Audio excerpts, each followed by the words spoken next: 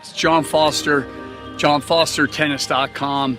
I'm a tennis pro, USPTA certified, USPTA high performance tennis coach, USPTA elite tennis professional, and a WTA tour coach. I've been teaching tennis for about 33 years, working with a lot of juniors. I've worked with top tennis professionals in the world. So I've had the fortunate opportunity to learn from the best of the best, and I'm going to bring this knowledge and wealth of knowledge to the forefront. Ambidextrous tennis is something I do real big right now. I believe in developing the left hand, the right hand, and that's the future of tennis. I have about 54 students currently. 26 of them can serve with the left hand. It's the future of tennis. This, I believe, I know, is the future, and this is going to happen. It will change the rules of the game. I have a process of getting it from amateur to world class to professional to wherever you want to go. John Foster, johnfostertennis.com. Hello, everybody. John Foster. Welcome to my podcast. Today we're talking tennis with John Foster and also Chris Fernandez. Chris Fernandez will be our guest today, Eldorado Sports.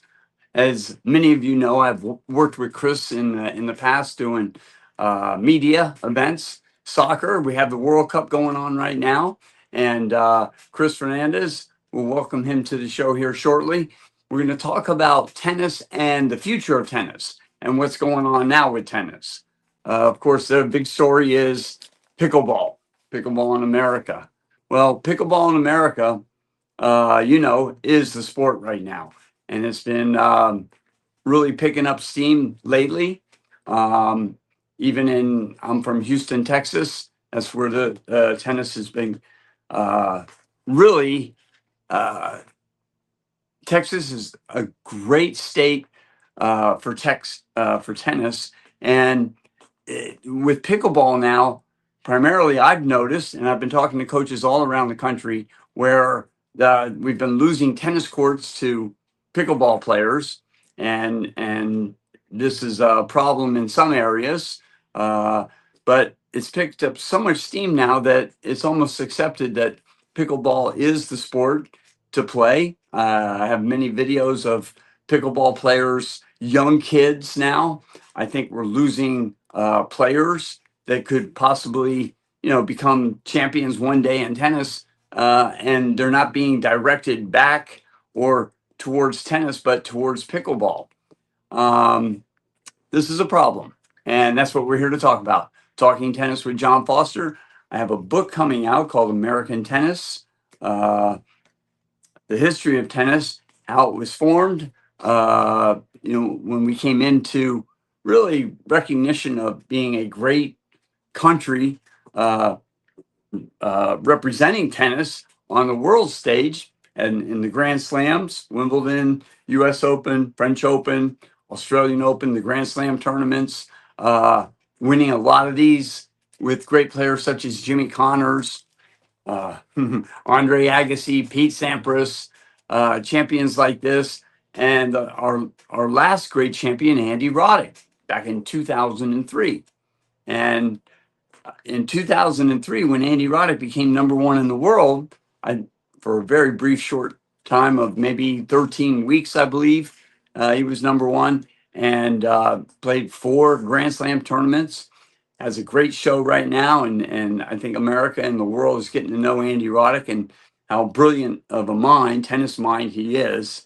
I had the opportunity to get to know Andy back when he was 14 years old, working for the Everett Academy, and watch his development. And at that time, Andy wasn't even one of the top 14-year-old we had. We had a couple other 14-year-olds there that prospects that were probably considered as good or better than Andy, believe it or not. But as time went on, early 2000s, Andy went on to do what he did and become one of the world's best players. And at one time, the best player in the world. Well, that's the reason for my book.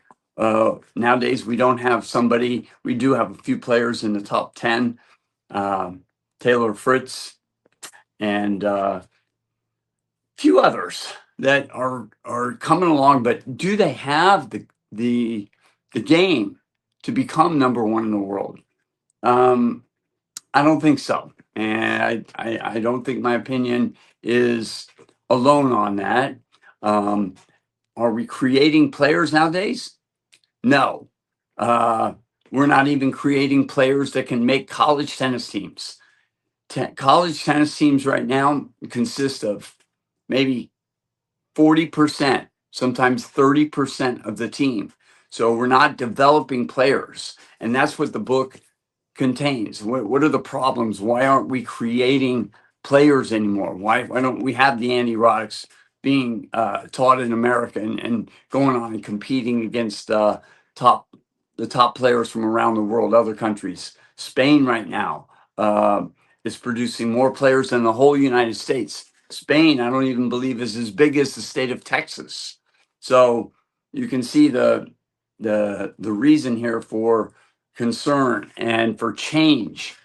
Who created pickleball? Well, I believe the Tennis Association, the USTA, and decided to make a change and add racket sports.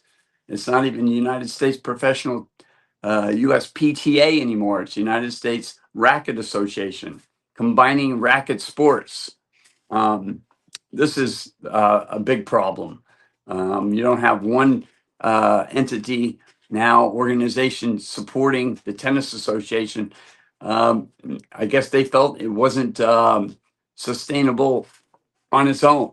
And now you got other sports involved, including pickleball, and that's being pushed throughout America as the sport to go to. And it is. Even in the high society right now, they're going pickleball. How now the reasons for this? There are good reasons for this. Pickleball is a lot easier to learn without having any experience. You can have a date and go out with somebody that doesn't have any athletic ability and be able to hit the ball back and forth with somebody. To do that on the tennis court, if you have somebody that can play tennis and somebody can't, you're not going to be able to go out and play tennis. I believe the future leads from pickleball being pushed into the ability to be able to play tennis, which is really the sport. Myself, I don't even consider pickleball a sport, although nowadays I would be proven wrong by many people and many situations where they're considering it a sport. Can you get injuries from this? Of course you can. The same as tennis, and that's a problem too. So, and how would they come about? It's the same way that you would attain injuries, elbow problems, arm problems, knee problems from tennis. The movement is not as much as tennis. And a lot of people out there know this, but this is a fact that good tennis players play tennis and they get more exercise and athletic health from playing tennis than almost any other sport. Now, here's the dig on that, because the dig is at a high level. When you play tennis and you don't know how to play, and you hit the ball, you go pick up the ball. You hit the ball, you got to be able to hit the ball back a few times, maybe with some pace and movement. And this usually takes a couple of years to develop, if not 2 or 3 years. There is a cure for that. I have a curriculum of tennis that allows that to not happen, where years and years of training is not necessary and you can play right from the beginning, but it's all involved in the training. Am I the only one to do this? No. Well, we're going to take a little break. We'll get back into talking more about what you got to do when you want to play tennis and how to do it, how I do it, and how other people do it, and how it's going to work. American Tennis, Problems and Solutions by John Foster, book coming out. Right now, we'll get to take a little break. Eldorado Sports is our sponsor. I want to thank Eldorado Sports for sponsoring this Talking Tennis with John Foster.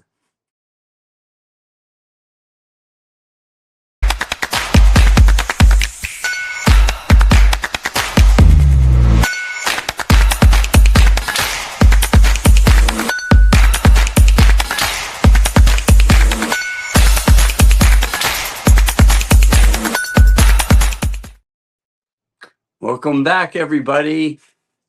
Welcome back to John Foster Talking Tennis, and appreciation and shout out to our sponsor, Eldorado Sports. Thank you very much as we welcome Chris Fernandez to our show. He is the founder and owner, writer of Eldorado Sports Magazine. Um, and Chris Fernandez is a big part of John Foster Tennis Media. Uh, Chris actually got me into sports talk and really has helped a lot with uh, motivation with marketing John Foster Tennis, mostly my ambidextrous coaching. So is Chris on the air here? We're going to have Chris shortly. Um, there he is. Chris Fernandez, how are you? Coach, thank you so much. Thank you for having me on Talking Tennis. And of course, it's Yes. always a privilege to be on your show or you on my show. Yes.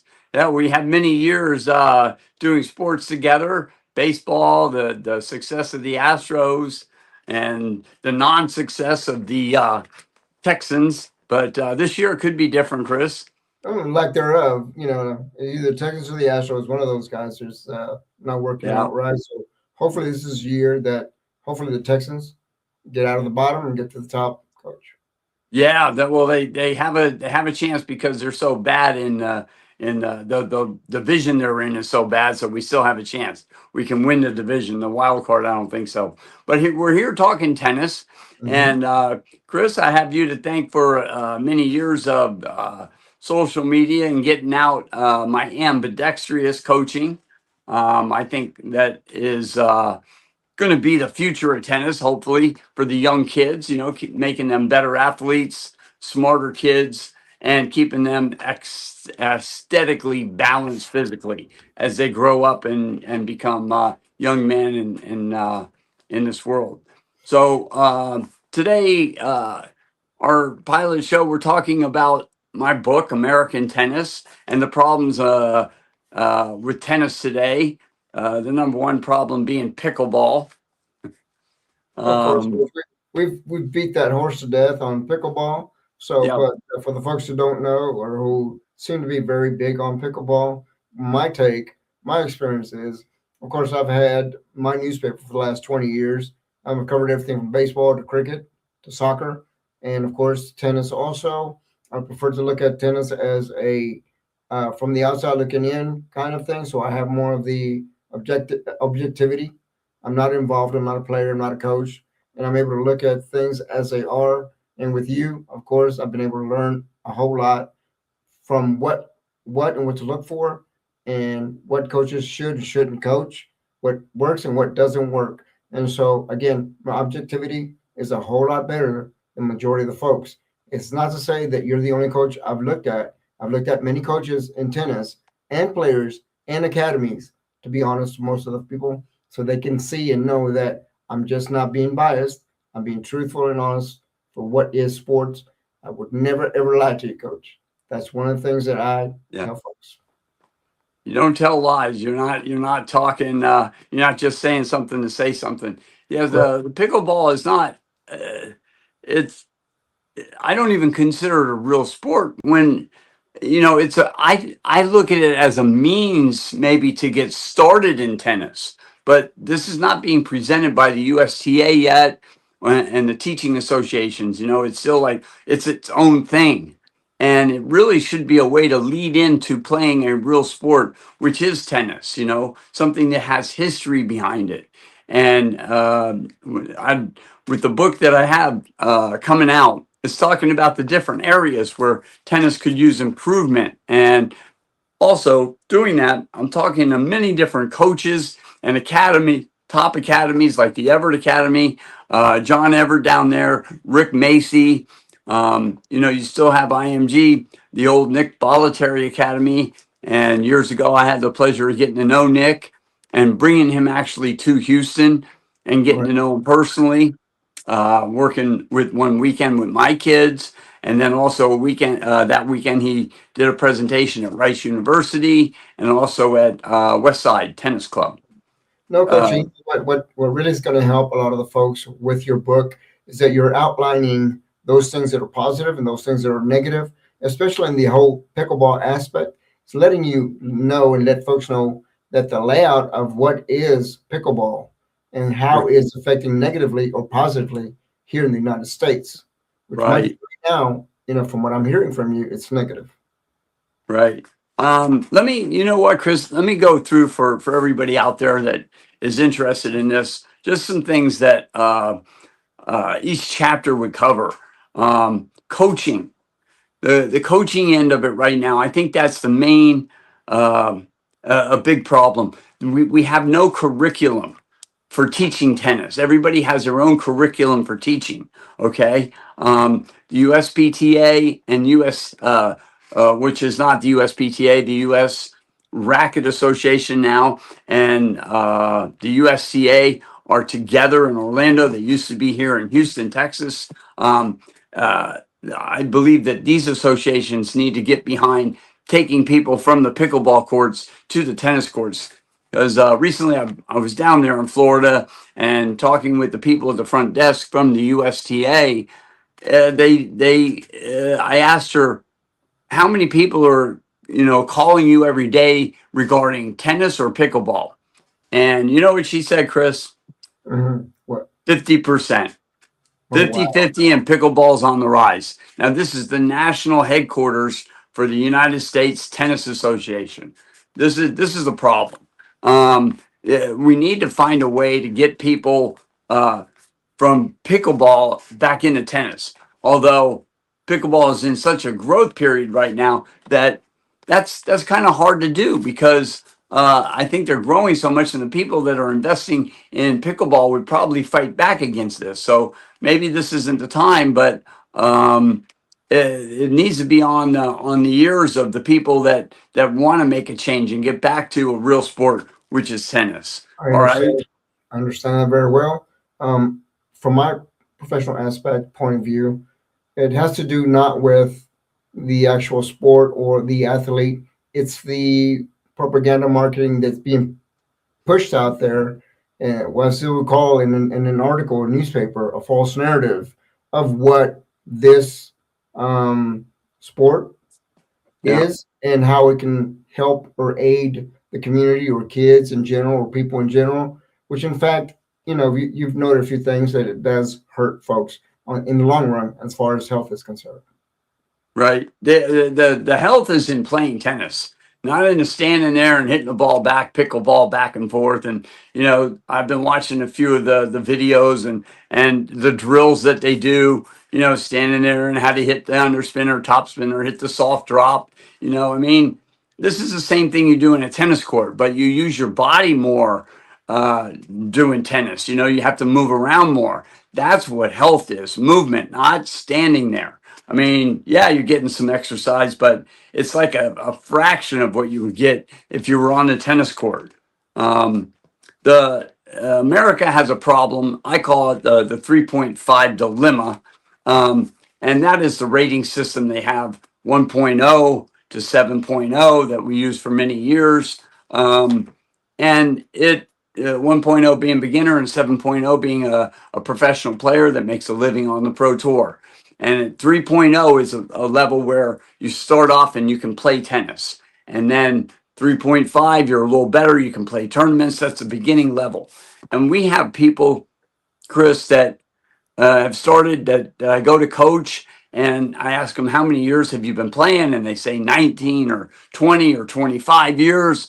And I say, okay, what's topspin? They don't know what topspin is. They cannot hit a volley. They don't know what underspin is. They hit a serve like a total beginner. Well, you have to take lessons. Well, I do take lessons. Where? Who? There's no spin involved, Ben, but that goes back into coaching tennis. And the 3.5 level, the people aren't learning to get above that level because they're not learning to play tennis properly, which is through spin.